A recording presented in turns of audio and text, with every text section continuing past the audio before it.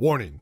The video you're about to watch contains mathematics at the level of differential calculus, also known as Calc 1. All material has an assumed prerequisite of pre-calculus and a full semester course in trigonometry.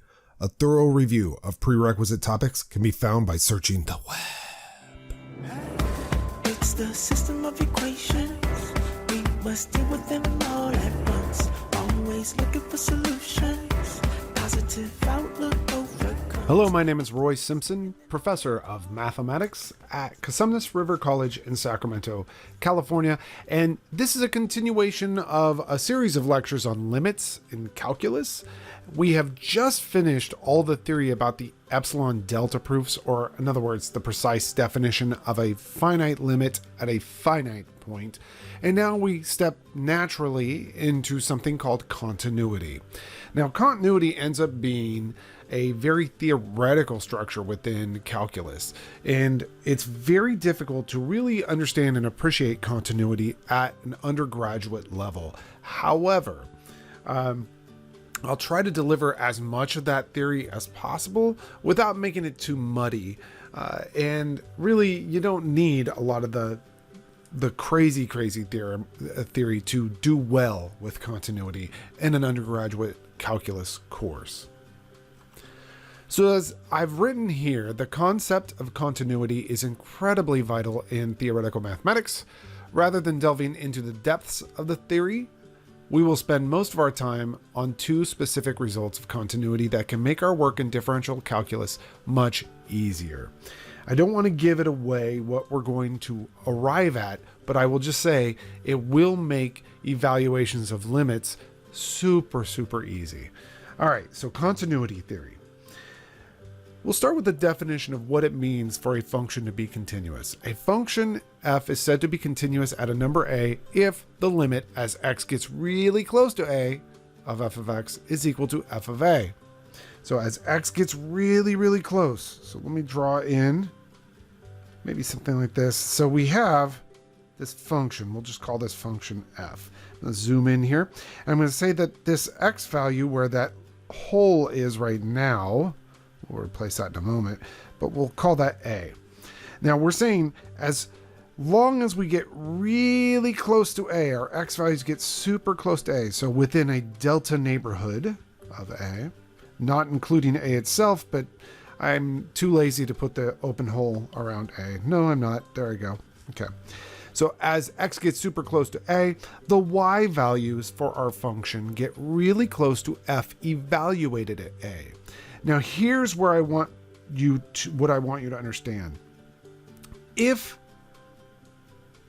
f had a discontinuity or a hole in the graph at a and it had that point up above, then as you can see, as x gets really close to a, all the function values are not actually getting close to f at a. This is a comma f at a up here. So all of our function values as x gets really close to a, all those function values do not seem to be getting close to that height up here. Instead, they're getting really close to this point, that y value. So a function that looks like this is said to not be continuous at a. However, if somebody were kind enough to move that point for us and go ahead and say, you know what, never mind, I would like that point to actually be right here. Well then, as x gets really close to a, you can see those blue vertical lines, they lead to y values on the graph, or function values, that are getting very close on either side to the value of the function at a. So again, this is just the value of the function at a comma f at a. And so we would say, therefore, that function f is continuous at a, because as x gets really close to a, the function values get really close to f at a. A lot of students visualize this initially as being, oh, that just means that it's a nice smooth connected curve there. And some instructors will teach it that, and this is absolutely incorrect, but some instructors will teach it that a function's continuous if you don't have to lift your pen to draw it. That is not true, actually. It's a complete lie, but it's just a lack of theoretical understanding from somebody who's teaching it that way. All right.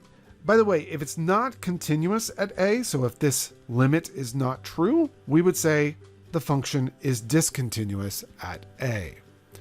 Now, there's a lot of cool things that happen if your function's continuous at a point a. Let's go ahead and investigate some of those things. The fact is that definition really leads to three equivalent statements. If f is continuous at x equals a, again, when I say that a function is continuous at x equals a, I really mean that the limit as x approaches a of our function actually turns into f being evaluated at a. And that's the critical piece here, is that you note, if I tell you a function is continuous at a, that means you could just, to evaluate that limit, you could just plug a in. That's what this is literally saying. If I say x or f is continuous at a, that means the limit as x approaches a of the function can be evaluated very quickly just by plugging a into the function itself. So that's a very, very nice way of thinking about it. So if f is continuous at x equals a, then all the following are true. When I tell you it's continuous at a, that means that the function exists at a. So f of a exists. It also means the limit as x approaches a of the function exists. And it means these two quantities are equal. Obviously, that's literally what the definition is saying. If you look at the left-hand side, the limit as x approaches a of f of x, if that's equal to some finite value, we say it exists. So there you go. If that finite value is f of a, then f of a has to exist. And if they are equal, then, well, the limit is equal to f of a. I mean, they're equal then. So this theorem is incredibly powerful. And I have a little paragraph down below. Continuity provides us with power when computing limits. If we know that a function is continuous at x equals a, then we know that we can avoid using limit laws or the precise definition of a limit to evaluate the limit as x approaches a of f of x. All we need to do is actually just compute f of a. Now, here's the thing you need to understand. Not all functions are continuous at a, at some value of a. So you have to be somewhat careful. But as we move through this material, we're going to find out that most functions we deal with are actually continuous on their domains, at least. So this first example we're dealing with here is a very traditional example in calculus, where they say, here's a function, and I'm very concerned about a equals 1. That value at, I would normally say x equals 1, but they're saying a equals 1. Actually, I'd say v equals 1 in this case. But anyway, they say something like, well, use the definition of continuity and the properties of limits to show that this function is continuous at 1. That's a mouthful. And what does it really mean? Well, by the definition of continuity, let me hop back one more here. We have to show if a function's continuous at, let's say, 1, we have to show that the limit as x approaches 1 of our function is equal to, had we just plugged 1 into our function f of 1. So again, we have a goal here. I'm just going to write down below this that our goal is to show that the limit as v approaches 1 of 2 times the square root of 3v squared plus 1, that's our function, that ends up being p evaluated at 1, which, by the way, I could easily compute that. If you plug 1 into this function, what do you get? 3 plus 1 square root is 2 times 2 is 4. So we want to showcase that's true. Something you have to be aware of, a bit of a warning.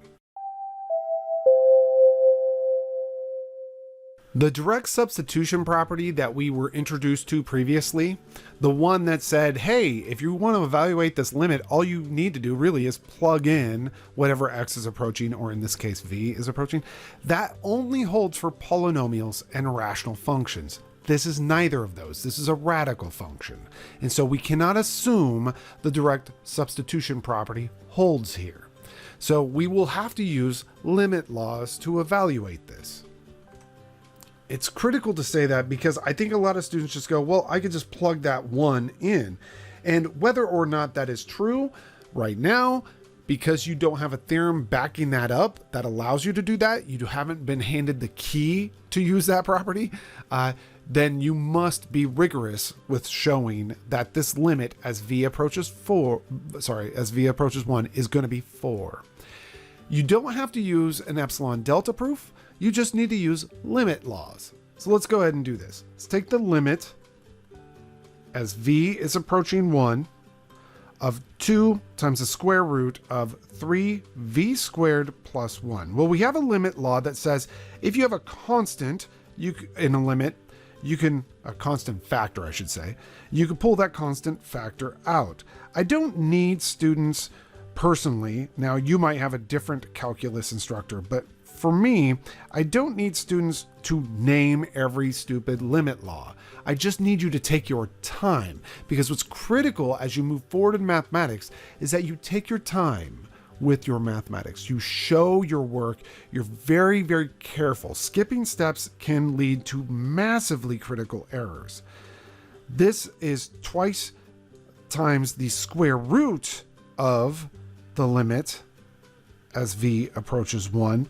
And that is from a property that says as long as the argument of the limit is non-negative, you can go ahead and pull the radical outside the limit. And now, of course, by the way, if this argument ends up being negative, then we have to rewind the tape and come all the way back up to here to restart our justifications. But you'll see in a moment, it's not going to be negative. This is twice times the square root of. Now, the limit of a sum is the sum of the limits. So that'll be the limit as v approaches 1 of 3v squared plus the limit as v approaches 1 of 1. Notice I'm being very meticulous with this work. Very, very important that you learn to do that. And then this is equal to, again, twice times the square root of, well, let's see. A limit of a product is the product of the limits, provided the limits exist. This is all provided the limits exist. Remember, actually, maybe I should make a bigger point of that.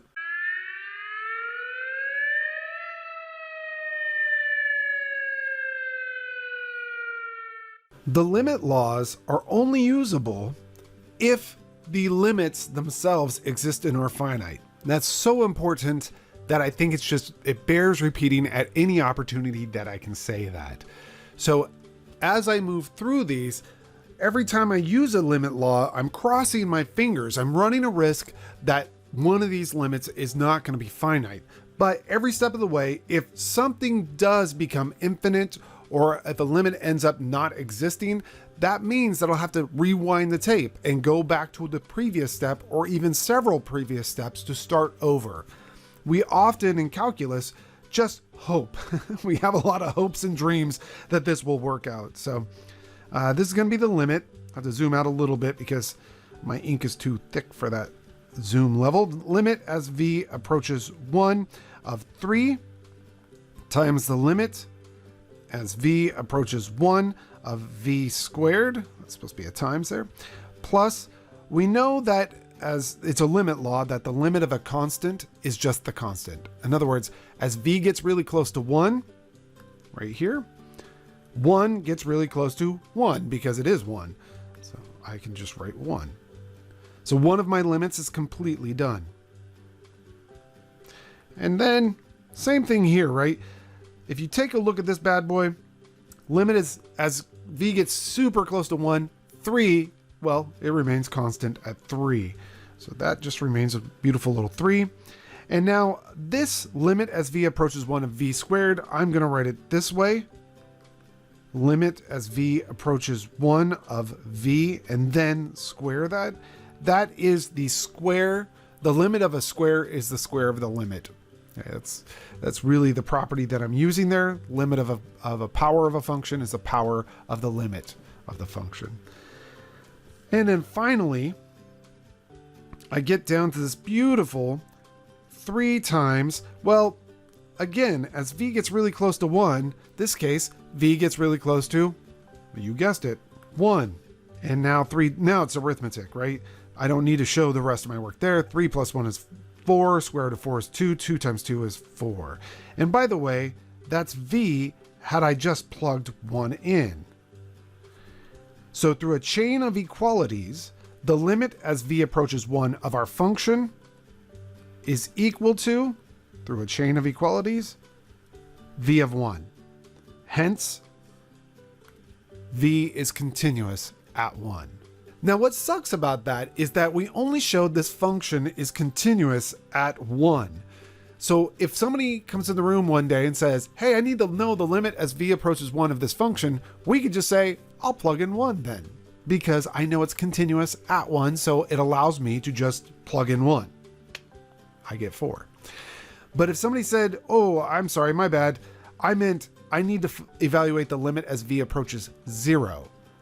We would have to again prove that this function is continuous at 0. So we would really like to have a generalized statement in the long run that this function's continuous everywhere on its domain or something like that. That way, whenever somebody walks in the room and they say, I need to evaluate the limit of this function at v equals who cares, I can say, great, plug in who cares. Now I'm really trying to dice these lectures up into smaller bite-sized chunks. And so as such, we end up ending these talks a little early. And so this is the last example in this video, just on this introduction to continuity theory. But this is a very famous example. We've already seen this example actually, in terms of finding limits. But now we want to prove something about continuity with this style, a very theoretical piecewise defined function. So let's go ahead and read this out. Let's prove that this function, this piecewise defined function, is continuous at x equals 0. That is, we want to show that the limit as x gets really close to 0 of our function is actually equal to f evaluated at 0. And there are a couple ways to go about this. You can actually use a precise definition of a limit here, or you could use something else, which I'm going to use. So let's zoom in here. And let's start with just an evaluation of f of 0, just so that we have that in our minds. When I plug 0 into this function, 0 is a rational number. So therefore, when I plug in a rational number, my output will be 0. Great. So at least I know what my goal is. I need the limit as x approaches 0 of my function to be 0. Well, we've actually seen this in a video before. We've done something like this proof in the past, but it's nice to kind of see it again. Something you should note about f of x itself. It is always non-negative, right? If you look at f of x, the lowest it'll ever get is 0. Otherwise, it's going to be x squared. So in any case that you consider, it's either 0 or it's whatever you're plugging in squared. But it's not going to be negative. So f of x is at minimum 0. At maximum, it's going to be whatever you're plugging in squared. Well, now I have a bound on my function. This is the way I teach this in class, is I talk about that this is the bad guy. That guy right there is the guy that kind of is hard to figure out. And so instead of figuring out exactly what that guy is, we're going to bound that guy. And then with those bounds, we cage that guy in, and then we investigate what those bounds do. Well, we happen to know that the limit, let me zoom in here to get a better view of this. The limit as x gets super close to 0 of 0, I'm just considering this right here. Well, that's just 0. It's a constant, right? Moreover, the limit as x gets really close to 0 of x squared, well, that one is just equal to 0. Notice I didn't use a limit law and write this as the square of the limit as x approaches 0 of x, right? Limit laws are like rigorously going through all the limit laws. I only would do that if somebody said right from the get-go, use the limit laws, like go through and showcase using limit laws carefully. That's when I would take that step-by-step approach. For example, in the previous problem here, use a definition of continuity, and then they also say, and the properties of limits. So when somebody says use properties of limits, I'm thinking they really want me to show them step-by-step all the limit law moves. But normally you don't have to show all those if somebody's not asking you to specifically step-by-step your way through. So if I just say evaluate this limit, I don't, at least if I say that to my students, I don't expect that student to do this step-by-step process. But if I do say, show all your work or evaluate this limit, justifying using the limit laws, I do expect to see all of this. Or if I have something like use the definition of continuity and properties of limits to show that this is continuous, then I expect all that work. But as I said, in this one, they're just saying, prove that this is continuous at 0. They're not asking me to use limit laws or step-by-step through them. So I don't bother with saying that this right-hand limit here is the square of the limit as x approaches 0 of x. I don't bother with that. And nor should you. So anyhow, we arrive at this. We have now shown that the left-hand limit is 0 and the right-hand limit is 0. Thus, we have a theorem, very powerful theorem, called the squeeze theorem. Thus, by the squeeze theorem, that limit must be 0, which, by the way, is actually the function evaluated at 0. Because the limit as x approaches 0 of our function is actually equal to the function at 0, that implies that this function must be continuous at 0 only. And I should say, it doesn't prove that it's only continuous at 0. It's just that we've only proven that it is continuous at 0. But it turns out this function is not continuous anywhere else. Also, I want to draw your attention to something super important about this example. If you were to graph out on the number line or on a Cartesian coordinate system, this graph, we did it before. It's kind of a pain, right? Because everywhere you plug in a rational number, the output is 0. So let me just plot some red rational numbers. So when x is 0, the output's 0. When x is 1/2, right? So whatever rational number you plug in, the output is 0. And I could do this all day long. I'm not going to. So there are an infinite number of rational numbers between any two numbers, actually. So we have all these discrete points just hanging out. And then whenever you plug in an irrational number, 1 over root 2, 1 over root 3, 1 over root 11, all those things, 1 over pi, 1 over e, it ends up being landing on x squared. So the graph of the parabola. So let me use maybe blue for that. Oops. And I don't want it to look like that. Let me zoom in a little bit. I'll try not to. So let's say it looks something like this. Dot, dot, dot, dot, dot, dot, dot, dot, dot, dot, dot, dot, dot. Now, what I'm trying to showcase here is to graph this function, you would have to lift your pen an infinite number of times to graph it in any neighborhood around 0. You have to lift your pen constantly. And yet, we have just proven this function is continuous at 0. So if somebody ever says, oh, you know what?